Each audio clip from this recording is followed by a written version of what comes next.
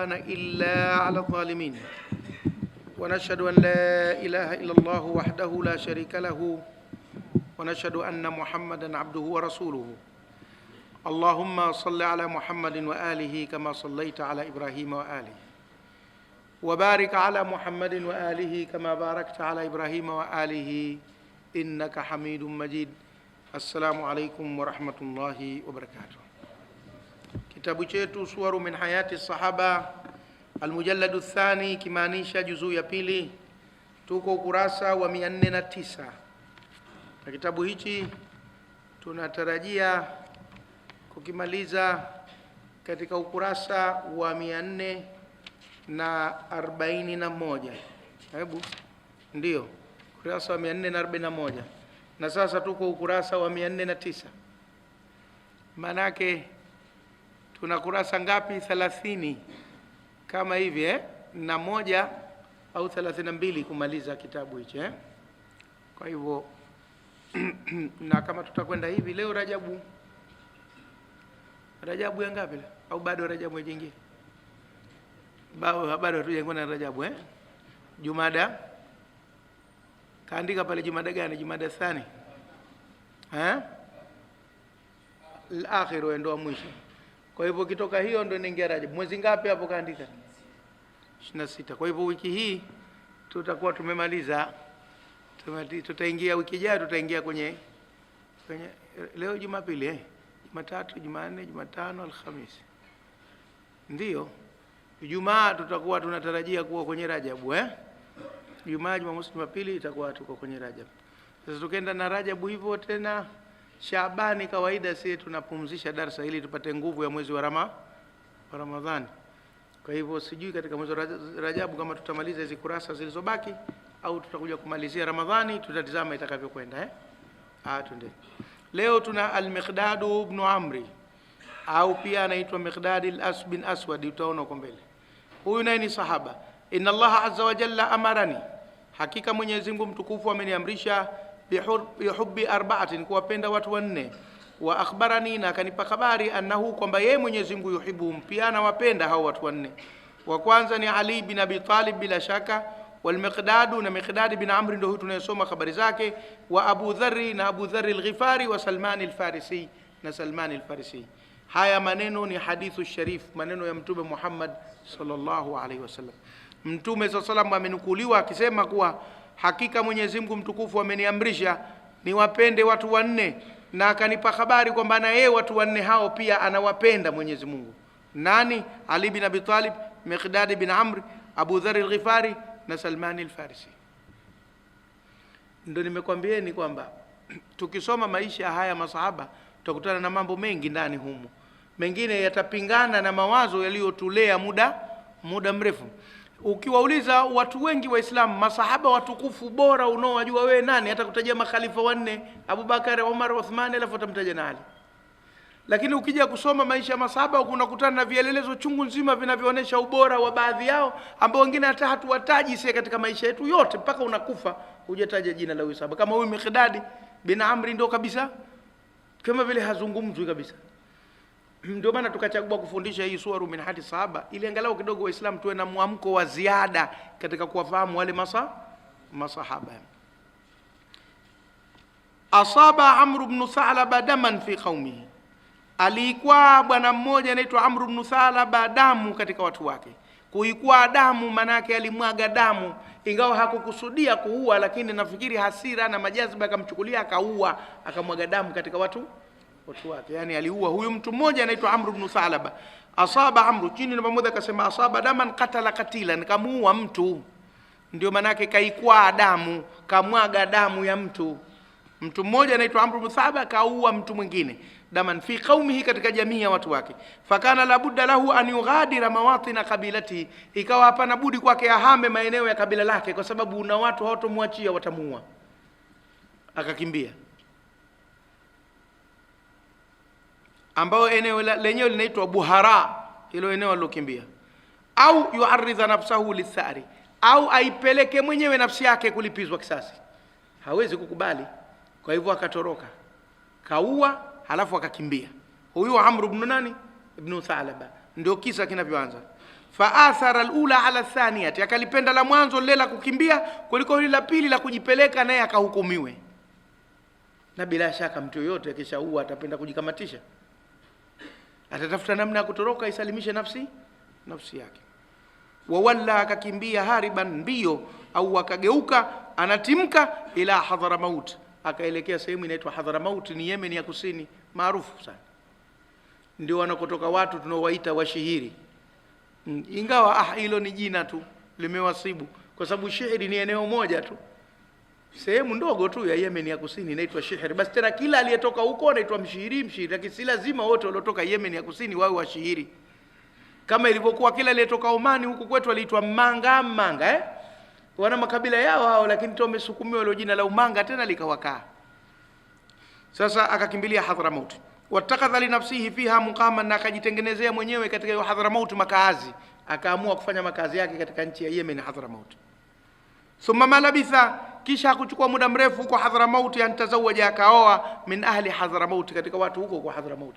Na mpaka leo watu wa Yemen ndio walivyo, hasa ya kusini. Ukifika ukahamia kule lazima wakupe mke, aghlabu hawakuachi, ndio wanakukaribisha vizuri ubakie pale. Ukisha kuoa ukapata watoto tena ndio umefungika pale. Na hapa kwetu iko hivyo. Hawa walikuwa ni jamaa zao wa Kiarabu. Dunia ya leo sasa hivi ndio dunia ya ubaguzi. Zamani ilikuwa haina ubaguzi mkubwa kama sasa kwa kiwango hicho katika mambo ya kuhamia mtu. Twende, ndio ilivyokuwa. Na mpaka leo iko hivyo. Sasa bila shaka inatizamwa mtu gani aliyehamia, Waulida lahu sabiyun, akazaliwa kwake mtoto wa kiume, daahu, akamwita al-Miqdad. Kwa hivyo huyu Miqdadi anaonekana ni mtu wa Yemen kwa upande wa mama yake, na baba yake ni mtu aliyekimbia akahamia pale Yemen akapewa mke. Wawaritha al-Miqdad an abihi, na akarithi Miqdadi kutoka kwa baba yake julla sifati, nyingi ya sifa zake, al-khalqiyati, za maumbile, wal khuluqiyati, na za tabia. Akamrithi baba yake kwa umbo na tabia kwa asilimia kubwa sana, akawa kama vile baba yake alivyo. Fakana tawilan, alikuwa mrefu, basi akawa mrefu, baina tuli, urefu unaonekana wazi wazi kwamba anajulikana huyu mtu mrefu. Babake alikuwa mrefu na yeye akatokea vile vile kuwa mrefu. Lakini asmara, alikuwa rangi yake ya kiza, tunaisa khadharani, si mweupe pepe, kafifia, tena shadida sumrati, mwingi wa huyo rangi ya kiza, yani alikuwa mweusi, hakuwa mweupe. Na bila shaka babake naye hivyo hakuwa mweupe. Kwa hivyo alikuwa Mwarabu, anaonekana kama Msomali hivi. Hatta liyasiha an yu'nata bi annahu aswadu, mpaka ikafaa kusifiwa kwamba yeye ni mweusi. Ndio maana akaja akaitwa Miqdad bin Aswad, Miqdad bin Suwedi, kwa sababu ya ule weusi aliokuwa nao na aliopata kutoka kwa baba yake. Jasiman, mwenye umbo, yani mkuza, mwili wake mkubwa, na aghlabu watu wenye damu ya Kiafrika kidogo wanakuwa na maumbo makubwa wengi wao. Kwa hivyo alikuwa mkuza. Yamla'u aina raihi, analijaza jicho la anayemuona, mahabatan, kwa uoga, wa rawatan, na mchecheto. Yani ukimuona unamuogopa, unaona huyu jamaa akinivamia hapa sasa hivi sitoki, akinikamata akanipiga kabari hapa sitoi, nitatoka mafua, lakini kabari haitoki. Kwa hivyo ukimuona kidogo unapata mchecheto, mahabatan, uoga na mchecheto, yani wasiwasi. Wakana ila dhalika, na alikuwa pamoja na hayo, shadida shakimati, ashakima manake al-unfati, alikuwa mwingi wa kiburi. Yani anajiona sana, si mtu mwepesi. Tena qawiya al-azima, mwenye azma ya nguvu kabisa, akiamua jambo kaamua, hashikiki. Lakini alikuwa anajisikia, yani shakima, anajiona hivi. Mumtalian hamiyatan, kajaa jazba, yani akipanda mori hasemezeki. Wa muruatan, na pia alikuwa na heshima. Wahidatan, na ukali. Heshima manake anataka heshimiwe, yeye anamheshimu kila mtu. Sasa ukimkorofisha tena mnagombana. Na alikuwa na ukali, alikuwa mkali. Wa fi dhati yaumin, na katika mchana mmoja, ikhtasama, ligombana al-Miqdad bin Amri ma'a sayyidin, ligombana na bwana mmoja uchifu min sadati al-qaumi, katika machifu wa watu, mkuu wa kabila, fi Hadramaut, katika mji wa Hadramaut. Huwa mtu huyo anaitwa Abu Shamr bin Hajar, na hili jina la bin Hajar Yemen kule lipo sana. Kuna bin Hajar na Misri huko, bin Hajar al-Asqalani maarufu, ndio kitabu chake cha Bulughul Marami tunachokisoma, yule ni wa Misri na wanasema yule bin Hajar al-Haytami ndio mtu wa Yemen, naye pia ni bin Hajar. Fanaddat min ash-shaykh, likaponyoka kutoka kwa yule mzee aliyekuwa anagombana naye al-Hadrami wa Kihadrami, kalimatu, neno, qasiyatun, gumu, likamtoka katika ule ugomvi yule mzee, neno gumu, neno baya akalisema. Hakulitaja neno gani hapa. Jarahat, likajeruhi, kibria alfata, kiburi cha yule kijana. Maana tumesema yule kijana naye alikuwa si khalili, ana kiburi, na huyu mzee naye likamtoka neno, lakini bila shaka itakuwa neno la kumbagua tu, kalificha hapa kwa sababu ya rangi yake na nini. Wewe si mtwana tu, bora punda kuliko wewe. Unaona mambo haya, dharau hizi na maneno, likamtoka yule mzee. Wa atharat, na likatibua, hafidhatahu, hasira zake. Hasira pia zinaitwa hafidha. Chini kasema hafidha, hii atharat ghadhabahu, likatibua hasira zake. Hafidha kwa sababu hasira zinahifadhiwa, kila mtu anazihifadhi hasira zake, anaziweka store, hazitoi ovyo. Sasa mtu akikuchokoza, maana yake ndio kakutafuta undani, basi akaamsha hasira yake. Famtashaka husamahu, akachomoa upanga wake, wa ahwa bihi, akaporomoka nao, ala Sheikh al-Hadrami, yule mzee wa Kihadrami. Fabatara saqahu, akakata muundi wake, akaupasua muundi. Muundi ni sehemu ya mguu kutoka kisigino mpaka kwenye goti, akaukata. Ina maana ama atakuwa ameukata kutoka kisiginoni au ameukata kutoka gotini, lakini aghlabu itakuwa kaukata kutoka wapi? Gotini, pale penye goti, penye futi. Kiswahili cha zamani Unguja tunasema futi, lakini goti hilo. Akapiga penye goti pale, akaukata mguu, kaporomoka kwa upanga wa yule mzee.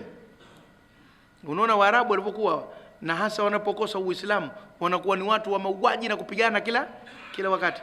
Wamefanana na jamaa wa kule wa Masai, wa Barbaigi, wa Mangati. Hao nao neno si neno hasira, mara unamkuta mtu hana jicho, hana kidole, wamegombana tu. Fabatara saqahu, akamkata muundi wake au goti lake. Inda dhalika, alipofikia hapo, wajada al-Miqdad, akakuta Miqdadi, anna alayhi an yajlua an Hadramaut, kwamba yeye ahame katika mji wa Hadramaut. Kisha mpiga mtu mzima mwenye kuheshimika, akamkata mguu. Sasa kwa balaa, kama ajala abuhu, kama alipohama baba yake, min kabli, hapo mwanzo, min diari kabilati, katika miji ya kabila lake Buhra. Kwa hivyo na maana baba yake kahamia Hadramaut kwa yale mambo tuliyosema kule nyuma ya mahasira na majazba, na yeye naye itabidi sasa ahame Hadramaut kwa mambo yale ya mahasira na majazba. Kwa hivyo mshipa ule kaudanda, yani mshipa wa baba yake kaurithi vile baba yake vile alivyokuwa na mahasira, na ikachukua vile mahasira, na sababu ya baba yake kuhama ndio hiyo kupiga mtu akaua, na yeye ukakata mtu mguu ahame. Haya, fawalla wajhahu, akauelekeza uso wake shatra Makka, upande wa Makka, kwa sababu Makka mji wa amani, mpaka mtu aje akufuate akupige pana kazi, akaona akimbilie Makka. Ndo chanzo cha Miqdadi sasa bin Amri, ambaye atajulikana kwa jina la Miqdadi bin Ausi, kuhamia Makka, na ndo chanzo cha baadaye kugeuka kuwa sahaba. Lakini kamueleza huko nyuma alipotokea, mpaka akaamua kuja zake wapi? Makka. Sasa na Makka nayo ni mji ukikupokea una masharti. Adraka al-Miqdad ibn Amri mundhu wati'at aqdamahu Makkah, aliipata Miqdad bin Amri tangu kukanyaga miguu yake Makka, annahu laysa fi wus'i ahadin, yani alijua, adraka, aligundua, ndo alipata, alifahamu, alipata kudiriki, akafahamu katika kichwa chake. Kwa hivyo tafsiri nzuri, alifahamu al-Miqdad bin Amri mundhu wati'at aqdamu, tangu imekanyaga miguu yake Makka, mji wa Makka, annahu, ya kwamba, laisa fi wus'i ahadin, hakuna nafasi kwa yoyote, an yaisha fi hadha almujtama'i, kuishi katika jamii hii al-Qurashi ya Kiquraishi, aminan mutma'innan, akiwa na amani na matumaini, illa, isipokuwa, idha kanat lahu qabilatun tahmihi, atakapokuwa naye analo kabila la kumtetea. Umekuja pale mgeni mjaninge, si kwenu, huna kabila, unaitwa mjaninge. Katika Kiswahili cha ndani cha kaskazini ya Unguja, mjaninge. Mjaninge manake ni mtu kaja si kwao pale, Tumefahamiana eh? Tumesema tunatumia Kiswahili kizito wakati mwingine watoto wadogo mpate kufahamu hayo maneno ya kizamani yanakufa sasa hivi katika Kiswahili. Huko kaskazini Unguja zamani kitaka kutokana achana naye mjaninge yule. Yaani mjaninge ni mtu kaja tu kuunga mahala lakini pale si kwao. Kwa hivyo alijua kuwa mjaninge kama yeye atapata tabu. Paka awe na kabila linalomuoko linalomlinda au asabiyatun tamna'uhu au grupu kikundi kinachoweza kumzuia yeye asipate matatizo. Vinginevyo itakuwa tabu. Ama alghurabau, ama wageni, amthaluhu, mfano wake yeye, au wajaninge, kama nilivyotaka kutumia mimi neno la Kiswahili kikongwe, mfano wake yeye, fama alaihim, haikuwa kwao illa an yakhtaru baina ithnaini, isipokuwa wachague baina mambo mangapi? Mawili. Fa imma an yuhalifu sayyidan, ama wakale kiapo kwa chifu mmoja, yani mkuu wa kabila, min saadati alqaumi, katika wakuu wa makabila wa watu, fayaishu fi kanafi, waishi kwenye hifadhi yake. Tunakula kiapo cha kukutii, wewe ndio mkubwa wetu, utakachosema tutakusikiliza na nini, tunaomba utuhifadhi, utulinde. Wa yaamanu fi himahu, na wapate amani katika himaya yake. Wa imma, vinginevyo, an yu'aridhu anfusahum lidhullati, waziorodheshe nafsi zao katika madhila wal mahanati, na unyonge, watumike kama watumwa, kama watu wasiokuwa na thamani katika nchi. Basi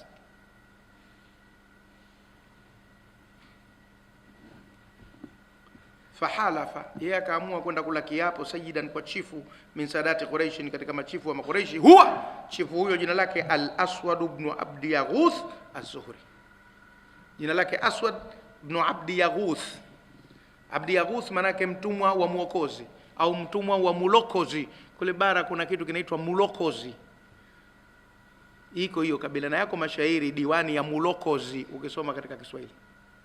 Yaghuth ni muokozi. Na hii mbaya sana Abdu Yaghuth, kwa sababu Yaghuth kwao ilikuwa sanamu linaloabudiwa. Kumbukeni hata pia katika suratu Nuh ipo, waqalu la tadharunna alihatakum waqalu la tadharunna alihatakum wala tadharunna waddan wala suwa'an wala yaghutha wa yauqa wa nasra. Yaghuth ni muokozi, ni sanamu linaloabudiwa kwa ajili ya kuomba kuokolewa na matatizo.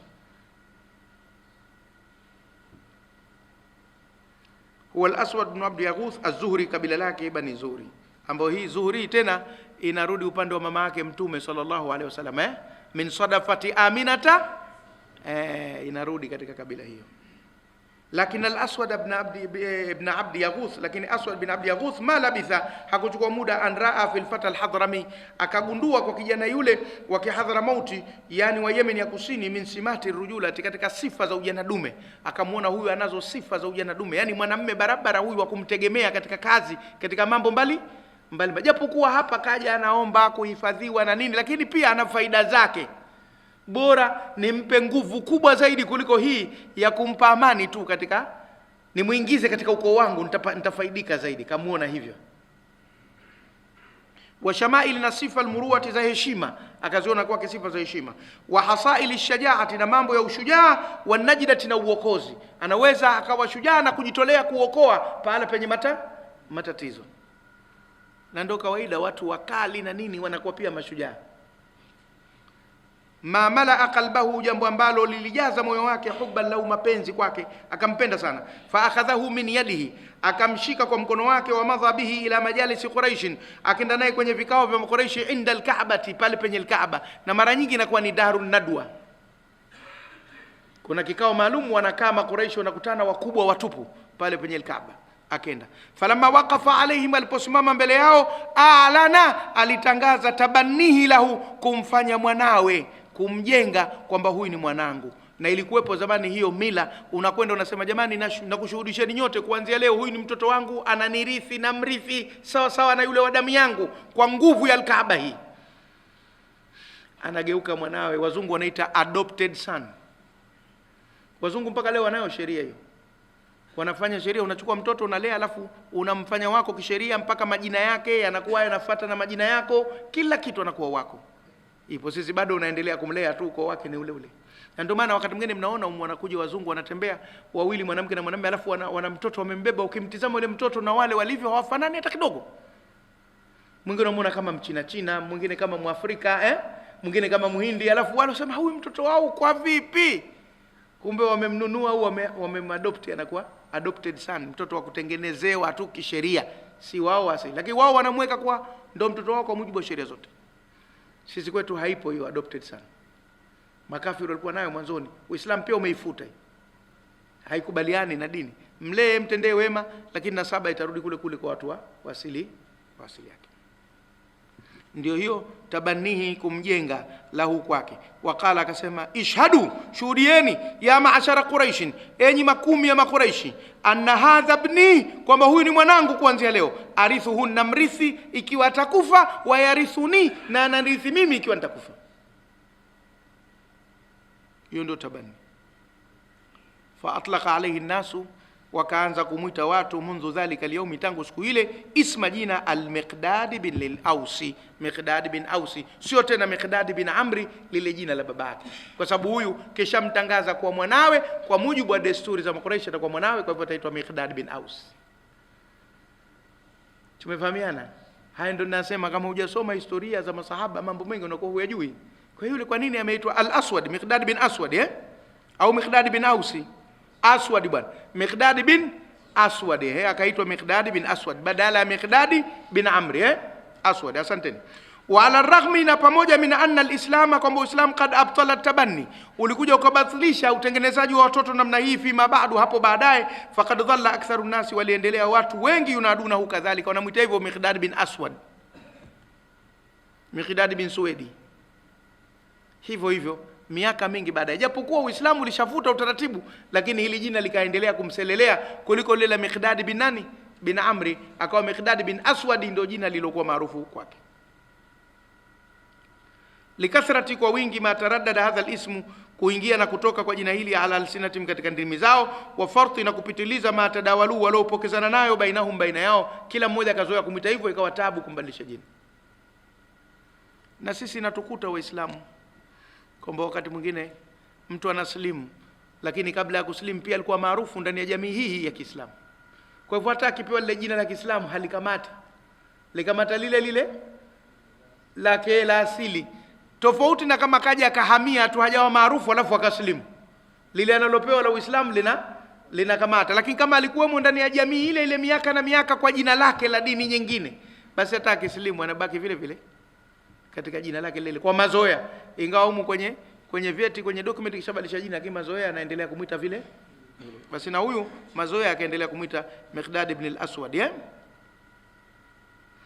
Lam yakun al-Miqdad bin Amri, hakuwa Miqdad bin Amri, au kipenda sasa al-Miqdad ibn al-Aswad, kama kanu yunaduna, kama walikuwa kimwita, hakuwa murtahan, anafurahishwa, ila dhalika al-mujtama' al-jahili, na ile jamii ya kijinga, alladhi turaqu fihi dima'u, ambao ndani yake humwaga damu, dhulman wa baghyan, kwa dhulma tu na waasi, watustabahu fihi al-hurumatu, na yahalalishwa ndani yake mambo ya haramu, udwanan, kwa uadui, wa jawran, na kwenda upande au kukengeuka.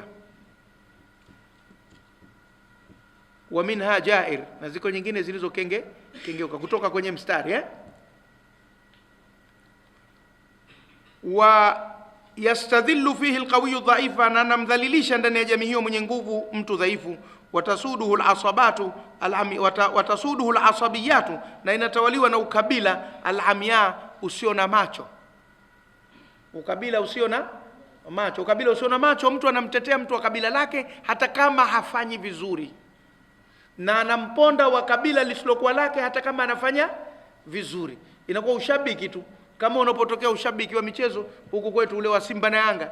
Hata akifungwa siku hiyo, atakapofungwa Simba atasema mganga wenu safari nyie mkali, tunajua taarifa yenu, mmekwenda bumbwini. Hakubali kama kafungwa, anasema mganga mkali. Badala kusema timu yetu mbovu, anasema mganga wa timu ya pili mkali. Ni ushabiki tu, mnaacha kujadili mambo ya uhalisia, mnakwenda kwenye vitu ambavyo havina mantiki yoyote. Ndio asabia inavyokuwa. Kwa hivyo lolote lile, badala ya kukaa ukalitetea jambo kwa hoja, unalitetea kishabiki. Ndio ilikuwa hali.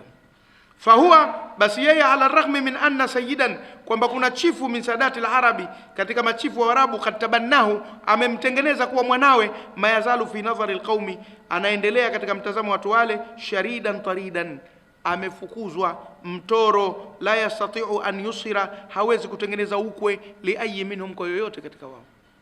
Amefukuzwa mtoro, manake hata kama ndo kafanywa Miqdad bin Ausi badala Miqdad bin Aswadi badala kwa Miqdad bin Amri, lakini watu wa akitaka kuoa sema huyu hatumpi mke kwetu, anadharauliwa, wanamnyanyapaa katika ile jamii, bado kama vile hawajamkubali kwa nafsi zao. Na rangi vile vile uitizame kidogo sasa tumesema rangi yake kidogo imemrukia lami hivi, kwa hivyo kila mtu anamsema Miqdad ibn al-Aswad wanamweka pembeni. Kwa hivyo akawa hana uwezo wa kutengeneza ukwe, yani kufunga ndoa na binti wa mtoto yote ambaye atakuwa binti anayekubalika katika jamii yake. Li'annahu fi urfihim, kwa sababu mtu huyu katika utambuzi wao, laisa bikuf'in, si kisawa, si kilingo, li ayi binti yoyote, kwa binti yoyote, mimbanatim, katika binti zao, mahma danat manzilatuha, hata kama itakuwa imeshuka ile daraja yake yule binti yao, awe mtu lofa wa kula vyakula kwenye madebe ya taka, lakini hawezi kuolewa na Miqdad ibn al-Aswad katika ule mtazamo. Kwa hivyo ikawa kazi ngumu kidogo. Wakana al-Miqdad, walikuwa Miqdad yasma'u ma yaduru, anasikia yanayozunguka ala alsinatil kuhani, katika ndimi za wakuu wa dini, wa ma yarwihi, na yanayopokelewa ahbaru yahudin, na wasomi wa Kiyahudi. Hasa makuhani ni walikuwa wakuu wa dini ya Kikristo kwa wakati ule, manake walikuwepo Waarabu wa Kristo kidogo, na Mayahudi walikuwa majirani katika pende za Arabuni, na walikuwa wanasema wao kwamba zama hizi atatokea nabii kuja kuwatoa watu katika mambo ya kuabudu masanamu na nini. Vitabu vyao vinasema hivyo, lakini wao katika fikra zao walidhani atakuwa mwana wa Israeli, hatakuwa Mwarabu. Ndio falamma jaahum ma arafu kafaru bi, alipowajia waliyemjua wakasema hatumtaki. Kwa nini hajatokana na makabila yetu sisi, katokana na makabila ya watu wengine? Ndio tatizo kubwa likaja. Kwa hivyo alikuwa anayasikia min anna, ya kwamba nabiyan, kuna nabii, kad atalla zamanu, zimeshachungulia zama zake, sayamla dunya, ataijaza dunia hii, birran, wema, wa khairan, na khairi, wa adlan, na uadilifu. Fayaqulu fi nafsi, basi akisikia maneno yale akawa anajisemesha mwenyewe, anasema asa wala alla, huenda na labda na mie nikawa katika hao watakaomfuata, huenda na labda na mie nikawa katika hao watakaomfuata. Lakini wanaikata sema asa wala alla, yani huenda na labda, basi hivyo tu. Lam yamdi ala dhalika ghairu qalilin, haukwenda baada hapo isipokuwa muda mfupi tu, hatta ba'atha Allahu nabiyahu Muhammadan, mpaka Mwenyezi Mungu akamtuma nabii wake Muhammad sallallahu alayhi wasallam, bidini alhuda wal haqi, kwa dini ya uongofu na haki. Fama in sami'a bihi al-Miqdad, basi mara alipomsikia nabii huyu al-Miqdad ibn Amr, hatta badara ilayhi, mpaka akamfanyia haraka, wa wada yadahu fi yadayhi, akaweka mkono wake kwenye mikono yake miwili yule mtume, wa shahida, na akakiri alla ilaha illa Allah wa anna Muhammadan abduhu wa rasuluhu, akaslimu mapema sana, kwa sababu ya tangu mwanzo mawazo ya kutafuta kitu hicho anayo. Kwa hivyo imekuwa kapata anachokitafuta. Thumma madha ila majalisi Quraish, kisha akaenda kwenye vikao vya Quraish, inda al-Kaaba, penye al-Kaaba, wa a'lana islamahu, akatangaza kuslimu kwake, ala mala'in min al-qaumi, mbele ya kundi la watu, mimi bwana nishamfuata Muhammad, nimeslimu. Katika masahaba wanaojiamini ni pamoja na huyu. Fakana sab'atin, akawa mtu wa saba, a'lanu islamahum ala dhahri al-ardhi, waliotangaza kuslimu kwao katika mgongo wa nini, wa ardhi. Lakini maneno haya yanaleta migongano. Ukisoma kwa mfano historia za masahaba alizozikusanya huyu, utaona akataja zaidi ya mmoja alikuwa mtu wa saba. Hizi namba hizi zinaingiliana. Huyu atakwambia mtu wa saba, ukirudi kwenye hadithi nyingine humu sahaba mwingine atakwambia mtu wa saba. Alikuwa katika watu wa mwanzo tu, inatosha kusema alikuwa wa 7, wa 8, wa 9, wa 10, ni jambo gumu sana lakini alikuwa miongoni mwa watu wa mwanzo kufanyaje, kuslimu. Lam yakun, hakuwa al-Miqdad ibn Amr hina tawajjaha ila majalisi Quraish, alipoelekea katika vikao vya Quraish, liyu'lina dukhulahu, kutangaza kuingia kwake, fi dini Allah, katika dini ya Mwenyezi Mungu, jiharan nahara, waziwazi mchana, yajhalu, walikuwa si mjinga, hajui waqa dhalika ala Quraish, mwanguko wa jambo hilo kwa Quraish, kwamba hilo jambo watalipokea vipi Quraish, alikuwa anajua watachukia sana, watakasirika sana. Hakuwa mjinga wa anguko la jambo hilo kumboresha. Walam yakun yakhfa alayhi, na ilikuwa ikijifichi kwake, ma sayunziluna, kwa mambo yatakayomshushia bihi min aladha, katika maudhi wa nakali na mateso. Anajua kuwa nimechokoza nyuki kwa kurusha kipande cha ndimu. Kirusha kipande cha ndimu kwenye nyuki, utasikia habari yake. Na jingine lilobainika sasa ni hii karafuu maiti. Hii inaonekana harufu ya karafuu maiti na nyuki havipatani kabisa. Mahala popote pale ambapo pana sega la nyuki, akizikwa mtu, yale mambo ya dalia ama karafuu maiti zikifika harufu kwenye sega wanafumuka sana. Uzoefu umeshaonesha hivyo. Na zogo vile vile. Mkafunga mabomba, inasoma talqini pale, fala ana yatika malakani fa idha salaka man rabbuka, nyuki wanasema la malakani, wanafumuka wao badala yao malaika wawili. Aya bwana, tudeni. Lakini yeye kana yaalamu, alikuwa anajua aidan vile vile, anna da'watan, kwamba wito wote ka da'wati alislam, kama wito wa Uislamu, la budda laha min qarabina, hauna budi upate mihanga. Qarabin, mihanga, yani kujitolea.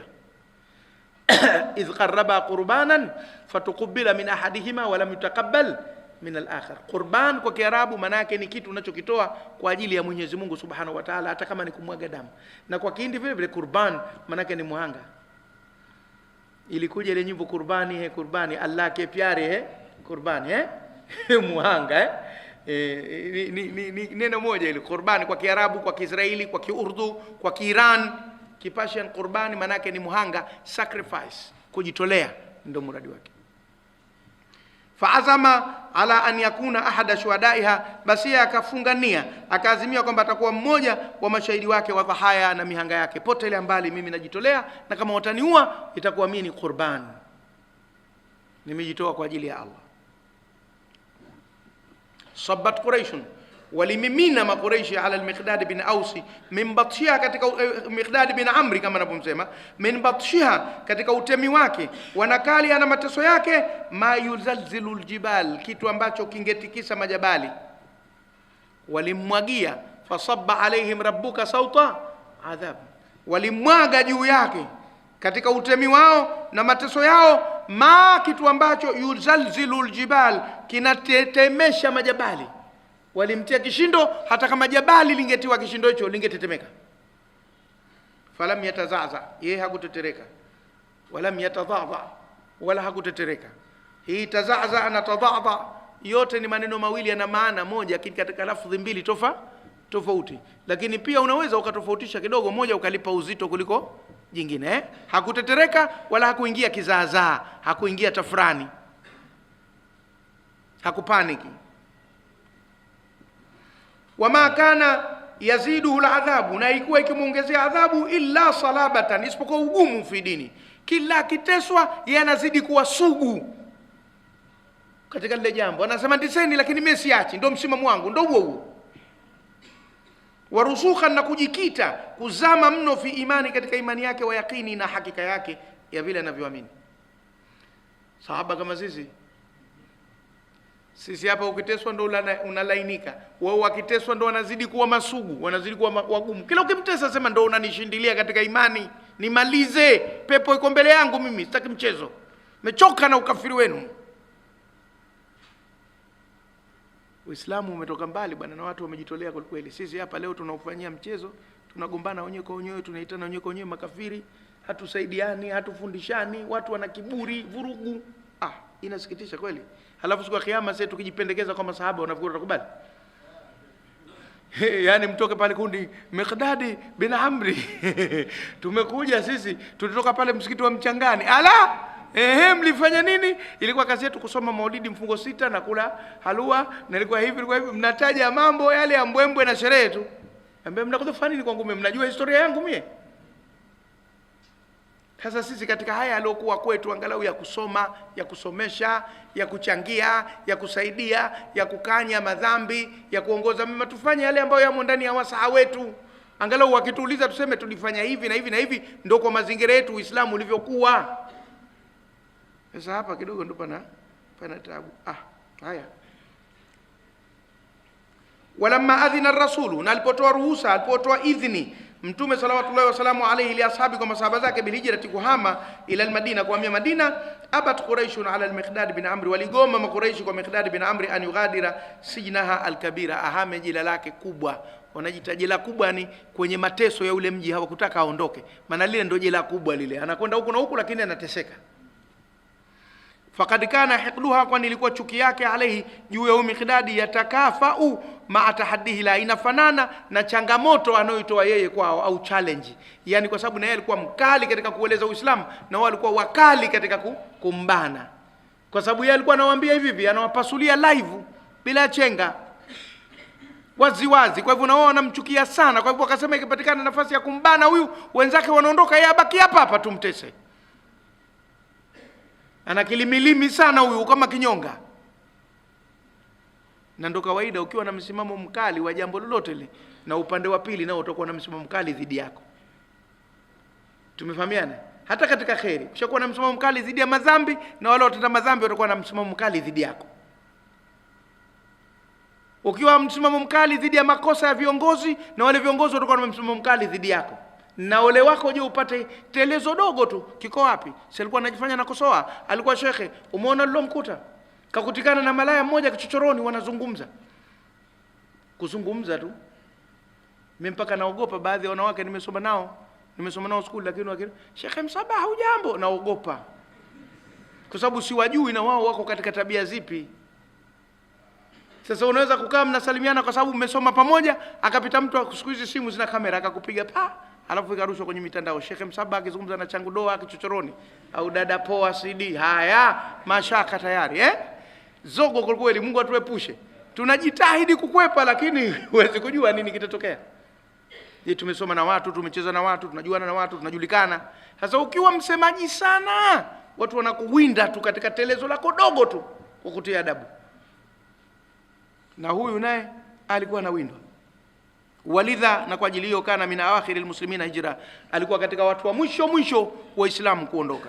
Thumma innahu lam yastati' at-takhallusa min Quraish illa bihila, kisha yeye hakuweza kujiokoa na Makuraishi isipokuwa kwa ujanja. Maana walikuwa wanamtega, akitoka peke yake atapita kwenye jangwa, wamvamie, wamuue, lazima wafanye jambo.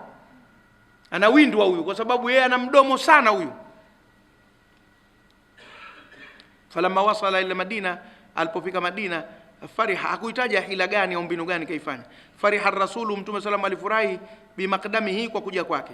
Idh kana yuhibbu hubban jamma, kwa sababu Mtume sallallahu alayhi wasallam alikuwa akimpenda mapenzi makubwa. Hubban jamma, mapenzi makubwa. Wa tuhibbuna al-mala hubban jamma, wa taakuluna turatha aklan lamma, tuhibbuna. Wa yaquluna, anasema, inna Allah azza wa jalla amarani bihubbi arba'atin, ndo Mtume akasema Mwenyezi Mungu kaniamrisha nipende watu wanne. Wa akhbarani, na akanipa habari mwenyewe, annahu yuhibbuhum, kwamba na yeye anawapenda watu hao wanne: Ali wal Miqdad wa Abu Dharr wa Salman. Haya ndio yale maneno tuliyosema mwanzo. Tumefahamiana? Maana kina Salman al-Farsi tumesoma kwenye ile juzuu ya kwanza maisha yake na jinsi alivyohangaika, akaufuata Uislamu, akaingia utumwani, akateseka, akatumwa, akafanyaje akaupata Uislamu. Si mchezo. Salman al-Farsi. Na ndio yale ninosema, watu tunangangania majina makubwa tu. Mtu anaweza kumaliza mwaka hajasikia habari za Salman al-Farsi kutajwa katika ndimi za Waislamu wa Zanzibar nzima, mwaka mzima hajatajwa Salman al-Farsi. Lakini soma yale maisha yake yalipopata tabu kwa ajili ya Uislamu, mpaka Mtume sallallahu alayhi wasallam akasema, lau kana al-imanu bithuraya lanalahu rajulun min haulai, imani ingekuwa iko juu kwenye nyota za kikocha au kilimia wengine wanakiita, basi watu kama hawa wangeweza kwenda kuifuata kule imani, wakaichukua, wakaja nayo duniani wakaipata. Salman al-Farsi. Lakini leo watu hata hawamjui, wala ndio maana tumeamua kusomesha suwaru min hadi sahaba, angalau katika kumbukumbu za Uislamu yapite haya majina. Chini kakwambia watizame hao kila mmoja mahala pake. Abu Dharr, undhuru fil kitabi thani min suwar min hayati sahaba lilmuallifi. Salman al-Farsi, undhuru fil kitabi thani min suwar min hayati sahaba lilmuallifi. Wote kakwambia huko, na tushasoma habari zao. Qasama ar-rasul, waligawanya Mtume sallallahu alayhi muhajirina waliohama Maka min ashabi, katika masahaba zake, asharatin, makundi kumi. Wajaala kulla asharatin, akalifanya kila 10 fi baitin, katika nyumba moja, kwa sababu alipofika pale Madina mji ulikuwa hautoshi, nyumba kidogo. Kwa hivyo akawa watu 10 waliokuja wakae nyumba hii moja, kila watu 10 wakae nyumba moja kwa muda mpaka nyumba zitakapojengwa wakaweza kuhamia. kwa sababu wameingia wengi kwa wakati mmoja, na mji hauwezi kuwapokea wote wakapata makazi. Kwa hivyo nyumba moja watu 10. Fakana al-Miqdad, akawa Miqdad bin Amri min al-ashara, katika 10 allati ambao Saida tumefanikiwa bimusakanati, kukaa pamoja Rasulullah sallallahu alaihi wasallam na Mtume sallam ndani ya nyumba moja. Lile kundi la kukaa Mtume na watu 10 9 wenzake, Miqdad naye alikuwa katika wale waliokaa na Mtume. Wanaimat bikarimi shamaili, na ikaneemeka nyumba hiyo au kukaa huko na heshima ya sifa zake Mtume. Walaqiyat min birrihi, na ikakuta ilo kundi la watu 10 likakuta katika wema wake Mtume, wa atfi, na upole wake, ashay alkathir, vitu vingi sana.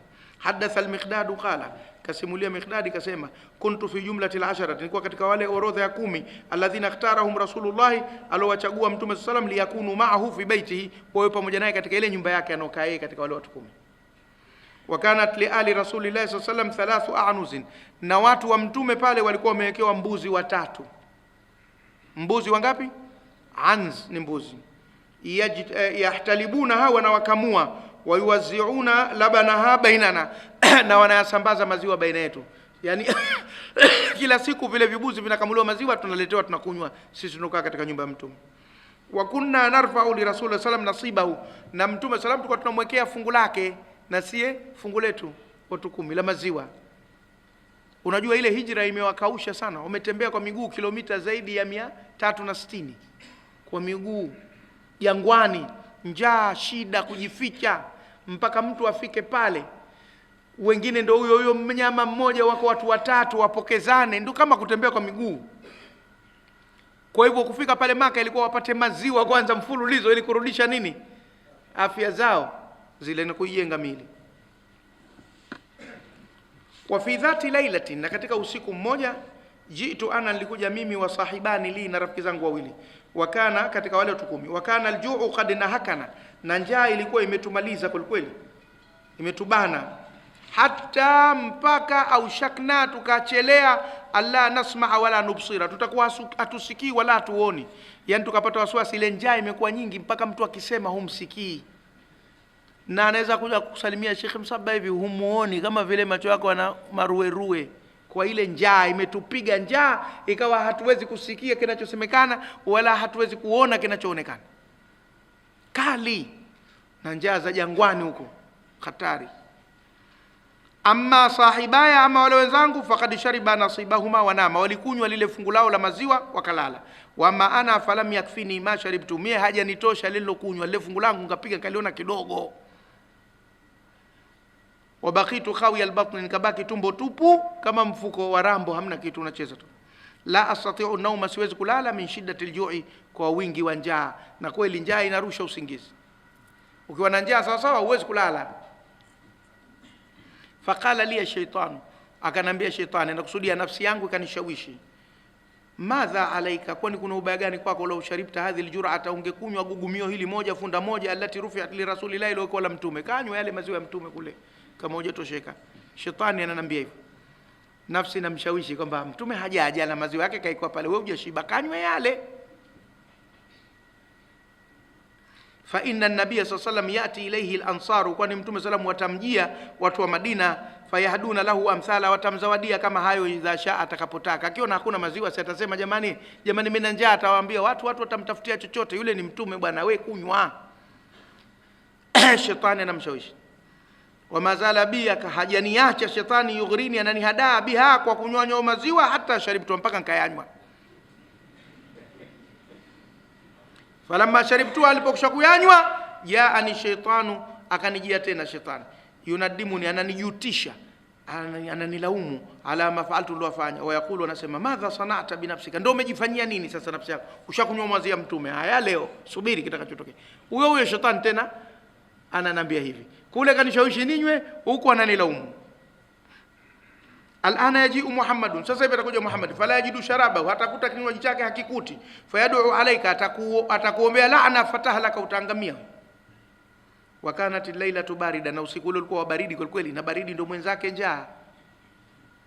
Wakanat alayya shamlatun, na mimi nilikuwa na suweta tu moja tu, shuka moja tu, idha wadhatu ala rasi, nikiliweka kutoka kichwani mwangu, badat minha qadamaya, miguu yangu haipati kufunikwa, inadhiri ni fupi. Wa idha ghattaitu biha qadamaya, na nikiifunikia miguu yangu, inkashafa rasi, kichwa changu kinakaa wazi.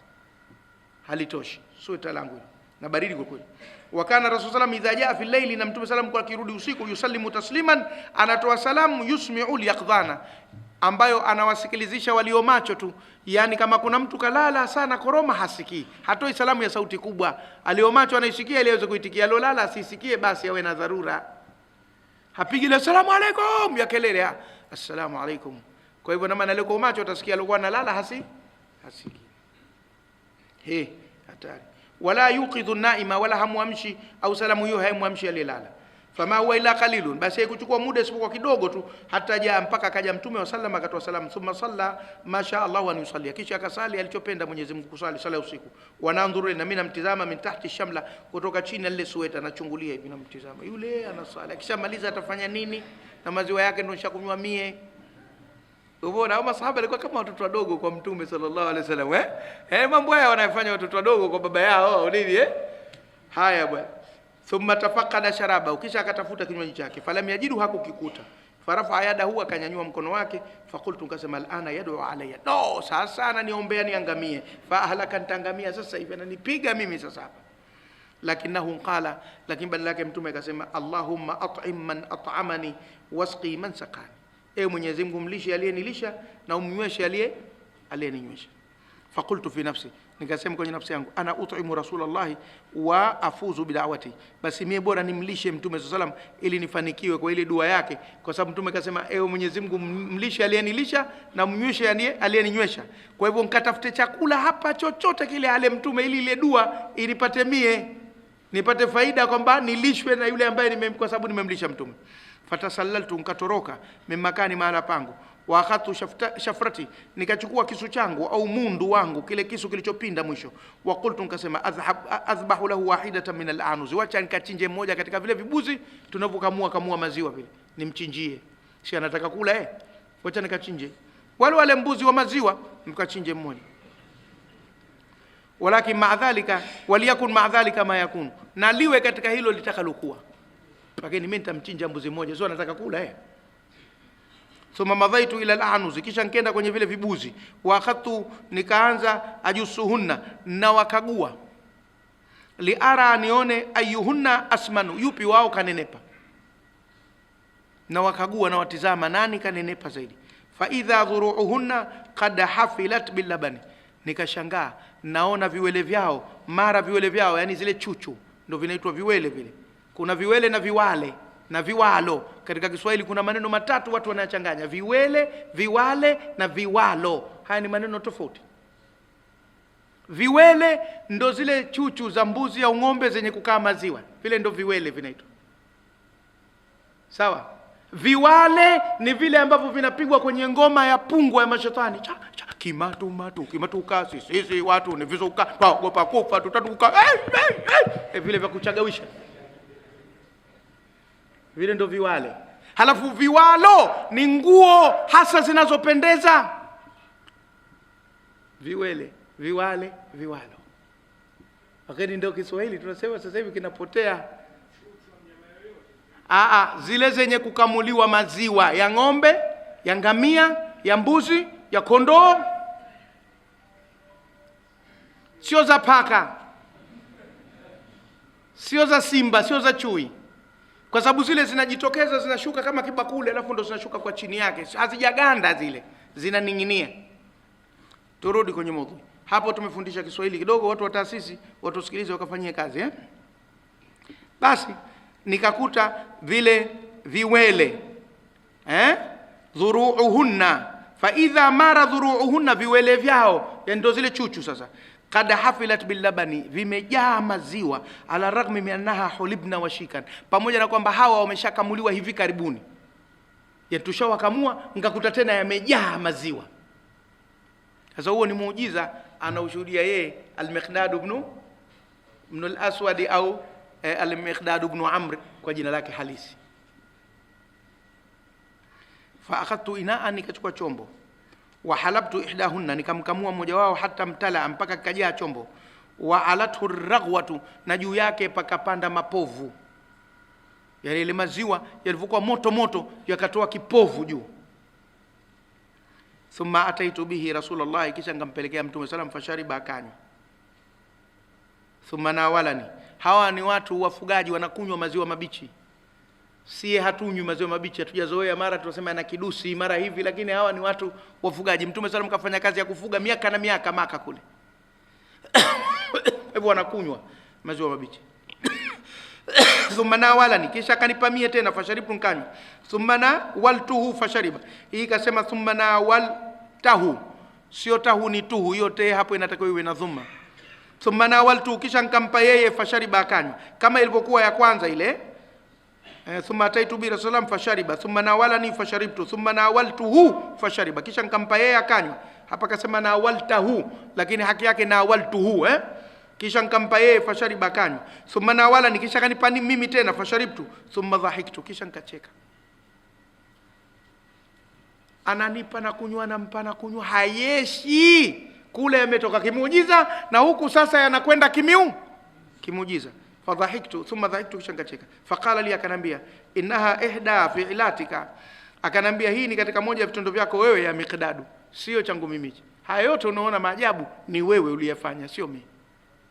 Maana kama asingekunywa maziwa ya Mtume sallallahu alaihi wasallam, so Mtume angekuja akayakuta akanywa, sasa ingekuwa kuna haja gani yeye tena kwenda kule kwa wale mbuzi kwenda kuwakamua?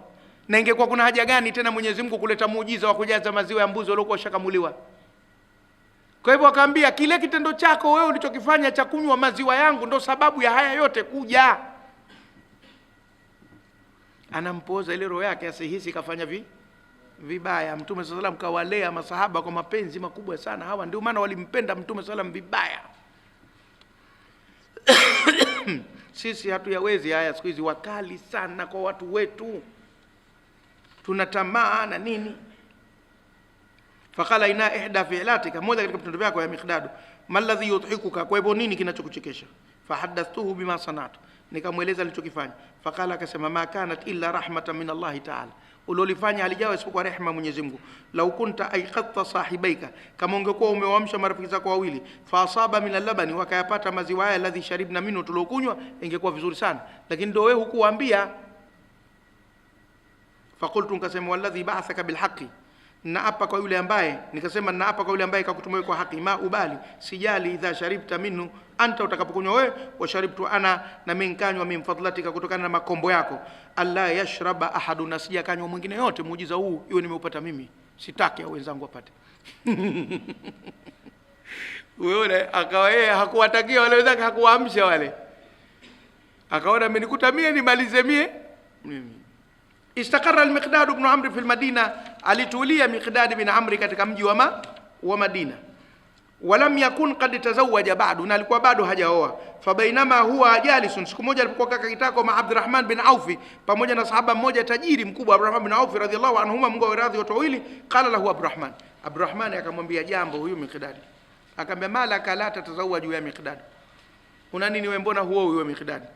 Faqala al-Miqdad, Miqdad akasema, zawijni bintaka, niozeshe binti yako kama unataka nini.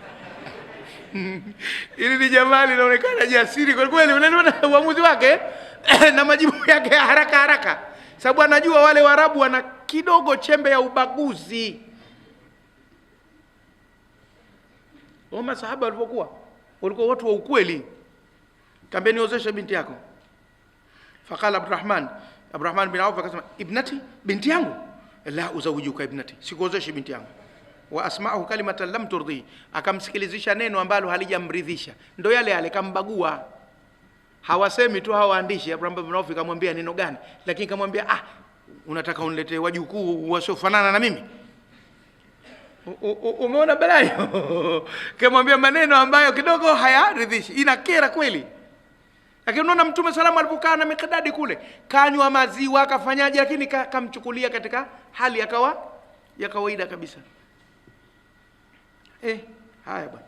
Faqala al-Miqdad wa huwa, faqama, akasimama al-Miqdad wa huwa yakulu, anasema, ama zalat fina baqiyatu min jahiliya, ama kweli bado kimebaki ndani yetu chembe ya ujinga. Bado wewe unasema maneno haya, wewe bado ni mjinga, ujahili bado unao.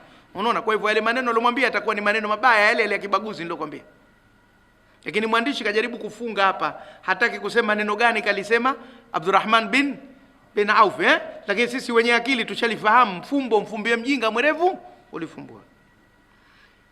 Akasema ama sawwa alislamu baina abnaihi, kwani haujaweka usawa Uislamu baina watoto wake, wajaala akramahum, na kumfanya mtukufu wao inda Allahi, kwa Mwenyezi Mungu, atqahum, mwenye takwa miongoni mwao. Anasema Miqdad, thumma madha, kisha akaenda ila Rasulullah sallallahu alaihi wasallam, wa dhakara lahu ma kana min Abdurrahman bin Auf, akamtajia kilichotokea kwa Abdurrahman bin Auf. Faqala lahu nabii sallallahu alaihi wasallam, mtume akamwambia, afala yurdhika an tusahira Rasulullah ya Miqdad, achana na Abdurrahman bin Auf, huridhiki kuwa mkwe wa mtume? Ukiwa mkwe wangu mie si basi natosha, huyo Abraham bin Auf wana nini? Huridhiki kuwa mkwe wa mtume we? Manake mimi nitakupa mimi sasa katika binti zangu. Unaona Miqdad, falam yusaddiq al-Miqdad udhunayhi, Miqdad hakuyaamini masikio yake yale. Nini unasemaje? Hakuweza kuamini yale masikio yake. Wakala, akasema, bala ya Rasulullah, hapana, nipe bwana, nakubali, walakin man li bidhalika sharaf, lakini nani atakayenipa utukufu huo? Faqala ana laka bi, akasema mimi nitakupa utukufu. Wazawajahu, akamwozesha ibnata ammihi, binti wa ami yake Mtume sallallahu alaihi wasallam, ambao ni katika ukoo wake na katika jamaa zake, na yeye ndio aliyokwenda akaposa na kila kitu kwamba nataka olewe na Miqdad. Anaitwa Dhubaata binti Zubair bin Abdul Muttalib. Huyo akamwozesha. Faghada sihran, akawa ni mkwe li Rasulillahi wa Mtume sallallahu alaihi wasallam, wa hasbuhu bidhalika, na inamtosha kwa jambo hilo, majadatan, heshima, wa fakhran, na fakhari. Majadatan natokana na majd, heshima. Aya, twende tusonge mbele na inshallah tumalize. Thumma kanat Badrun, kisha vikawa vita vya Badri. Hii kana ni tama, kuna kama na kana nakisa na kana tama. Kana tama bimaana hadatha, lakini hayo mambo ya nahwu. Thumma kanat Badrun, kisha vikawa vita vya Badri. Haithu kharaja Rasulullah sallallahu alaihi wasallam, akatoka Mtume sallam bi 319 rajulan, na watu 310 na kidogo hivi, min ashabi, kama sahaba zake. Wa hum la yanwuna, na wao hawakusudii, na wa yanwinia an yakhudhu harban, kuogelea vita, shamilatan, vikubwa. Wao walikwenda kuchukua msafara tu. Tutapata adhana. Falamma wajada rasulu nafsahu mutarran li khawtiha, alipojikuta Mtume sallallahu alayhi wasallam mwenyewe analazimika kuingia vitani, kana labuda lahu min an yanala muwafaqata rijali, alikuwa lazima apate muwafaka wa watu wake. Faaradha alaihimul amru, akawapelekea jambo kwamba sasa tutapigana vita. Kana labudda lahu, ikawa kuna budi kwake Mtume, min an yanala muwafaqata rijali, apate muwafaka wa watu wake. Faaradha alaihimul amra, akawapelekea lile jambo la kwamba sasa tupigane vita badala ya kuteka msafara. Msafara umeshaondoka. Historia ya vita vya Badri inajulikana, kwa hivyo hatuna haja ya kueleza kwa kirefu. Faqala Abu Bakar wa ahsana, Abu Bakar akasema maneno tena akasema vizuri. Waqala Umar, na akasema Umar wa ahsana, naye akasema vizuri. Lakini almawqifa, lakini msimamo, dhalla, uliendelea, yahtaju ila kalimatin hasima, unahitaji neno la uamuzi hazima, lilokuwa kali kabisa, tunhi taradduda, litakalomaliza tia na kutoa, yani shaka, wasiwasi, watashudu alazaima, na kufunga maazimio kwamba mawili, tupigane au tusipigane. Maneno yale ya Abu Bakar na Umar yalikuwa bado hayajamaliza uamuzi. Fakana sharafu hadhihi alkalimati, ikawa utukufu wa neno hili la kumaliza uamuzi, lilmiqdad bin Amri, la huyu Miqdad bin Amri, ambaye maarufu kwa jina la Miqdad bin Aswad. Haithu tawajaha ila nabii, pale alipoelekea kwa Mtume sallam, biqamatihi alfari'a, kwa kimo chake kama tawi, yani kwa urefu wake kama tawi la mti mrefu, maana yake anaonekana. Kwa hivyo akasema kimo chake kilichokuwa kama tawi la mti. Wa sautihi aljahuri, na sauti yake kali, anaonekana alikuwa ni mrefu na mtu mwenye sauti kali. Waqala, akasema, ya Rasulullah, ewe mjumbe wa Mwenyezi Mungu, imdhi, nenda, lima araka Allah, kwa kila alichokuonesha Mwenyezi Mungu, fanahnu ma'aka, sisi tuko pamoja nawe. Wallahi, naapa kwa Mungu, la naqulu laka kama qalat banu Israila li Musa, hatukwambii wewe kama walivyosema wana wa Israeli kumwambia Musa, idhhab anta wa rabbuka faqatila innaha huna qa'idun. Maana wana wa Israeli walimwambia, we Musa, nenda na Mungu wako mkapigane vita, hatuviwezi sisi, tumekaa kitako tunasubiri matokeo hapa, firimbi ya mwisho, nani kashinda. Hatutosema hivyo sisi, walakin naqulu laka, lakini sisi tunakwambia hivi, idhhab anta wa rabbuka faqatila, nenda wewe na Mola wako mkapambane, inna ma'akuma muqatiluna, na sisi tuko pamoja na nyinyi tutapigana. Huyo ndo Miqdad bin Aus. Unaona hapa nyota yake imeng'ara kuliko ya Abubakar na Umar, trufu yake imekuja juu. Ndio maana nakwambia ni ukisoma maisha masahaba utagundua vitu vingi sana. Utaachana na ile fikra yale majina makubwa tu unaoyasikia kila wakati ukafikiri ni wao tu. Hatusemi wamefanya vibaya, lakini tunasema wengine wasifunikwe kwa sababu ya wao tu, wale wanne tunaowasikia kila wakati. Kwa sababu masahaba kila mmoja ana mazuri yake na tujifunze kutoka kwao. Hatari. Walladhi ba'athaka bilhaqi, na apa kwa yule aliyekutumia kwa haki, lau sirta bina, kama utatupeleka sisi, ila barkil ghimadi, mpaka sehemu inaitwa barkil ghimadi. Na chini kaisema barkul ghimadi mawdhi'un fi aqsa al-Yaman, ni sehemu ya mwisho kabisa katika nchi ya Yemen, mbali sana. Inaonekana ukitoka hapo hakuna tena nchi ya Waarabu, ni watu wa jamii nyingine. Basi hata kama utatupeleka katika miji hiyo, la jaladna, tutapambana maaka, pamoja na wewe, min dunihim, dhidi ya hao watu, hata tablughahu, mpaka tufike katika hilo eneo. Fa ashraqa wajhu nabii, ukameremeta ukachangamka uso wa Mtume sallallahu alayhi wasallam alkarim, bil farati, kwa furaha. Wa qala lahu khairan, akamwambia khairi. Wa daa lahu bi khairin, na akamwambia khairi. Wa kana al-Miqdad ibn Amr yawma idhin, alikuwa siku hiyo Miqdad ibn Amr al-Mujahid, mpambanaji al-wahidi pekee, alladhi khadha badran, aliogelea vita vya Badri, aliyepambana, ala farasin, juu ya farasi. Idh kana albaquna, kwani walikuwa waliobakia wote, imma mushatan, ama wanatembea kwa miguu, wa imma ala aljimali, au wako juu ya ngamia. Yeye peke yake ndo aliyepanda farasi, na farasi anakwenda mbio zaidi kuliko ngamia. Fasajjala lahu tarikhul jihadi, basi ikamrekodia, ikamwekea rekodi historia ya vita vya Kiislamu, fil islami annahu awwalu man ada, ni wa kwanza aliyeshambulia, ala farasi, na akiwa juu ya farasi, fi sabilillah, katika njia ya Mwenyezi Mungu. Aliendesha mapambano akiwa juu ya nini? Ya farasi. Tadhawaqa al-Miqdad ibn Amr ladhat al-jihadi, alionja Miqdad ibn Amr ladha jihadi fi sabilillah, katika njia ya Mwenyezi Mungu, yauma Badri, siku ya Badri. Fa ala nafsi, akajiapia mwenyewe kiapo, an yadhalla mujahidan, kuwa ataendelea kupambana, li'ilai kalimatillahi, kwa ajili ya kulinyanyua neno la Mwenyezi Mungu, ma baqiya saifuhu mustamsikan biyadihi, muda ambao upanga wake utabaki unakamatika mkononi mwake. Waqad barra bi qasami, na kweli ametekeleza kiapo chake. Faqad ru'ya fi khilafati Uthman ibn Affan, kwani alishuhudiwa katika kipindi cha ukhalifa wa Uthman ibn Affan radhiyallahu anhuma, Mungu amwiradhi yeye huyu tunayemzungumza, na Uthman ibn Affan, yajlisu ala sunduqi min sanadiqi as-sayarifa, akikaa kwenye sanduku moja wapo katika masanduku ya watu wanaobadilisha pesa. Sayarifa ni watu wa bureau de change, wale wanaobadilisha pesa. Fi ahadi aswaqi Himsa, katika moja ya masoko ya Hims, au kama wengine wenyewe wanasema Hums, ni sehemu katika Syria hiyo. Wa qad kabirat sinnu, na hali yako umri wako umeshakuwa mkubwa, hata qaraba ala 70, kisha karibia kufika umri wa miaka 70. Wa tarahala jasaduhu allati fadha ala sunduqi, na ukabweteka mwili wake ambao ulikuwa umefurika juu ya ile sanduku. Wa kana saifuhu fi hijri, na ilikuwa upanga wake uko kwenye kifua chake. Faqala lahu rajul min alqawmi, mtu mmoja akamwambia, ma tafalu huna ya sahiba rasulillah, unafanya nini ewe mjumbe wa Mwenyezi Mungu hapa? Faqala antadhiru khuruj alghuzati, nasubiri watokaji wanaokwenda kupigana vita, ila thughuri, mpakani, ili yakuna maahum, ili niwe nao. Kakajua sanduku, anasubiri kwenda kupigana vita akiwa na miaka mingapi? 70.